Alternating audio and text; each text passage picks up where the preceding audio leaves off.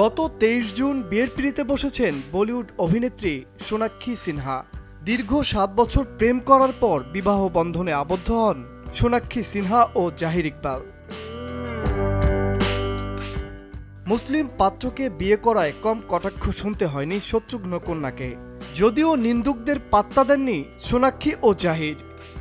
তবে বিয়ের কিছুদিন যেতে না যেতেই নবদম্পতিকে নিয়ে শুরু হয়েছে নতুন গুঞ্জন।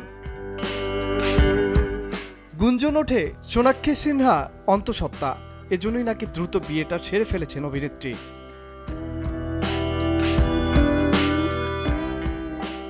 আসন্ন চলচ্চিত্র কাকুদার প্রচারে বর্তমানে ব্যস্ত সোনাক্ষী, আর সিনেমার প্রচারণা থেকেই অন্তঃসত্ত্বা হওয়ার গুজব নিয়ে মুখ খুললেন নায়িকা।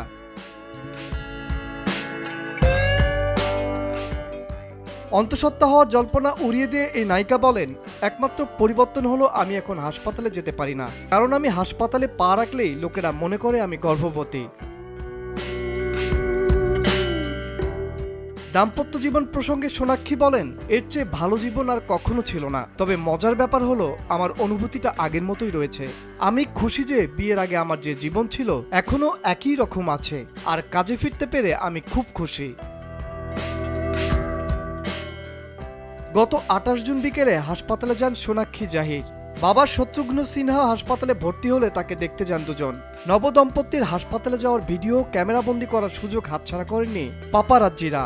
সামাজিক যোগাযোগ মাধ্যমে সেই ভিডিও ভাইরাল হতেই নেটিজেনদের আলোচনা শুরু হয়।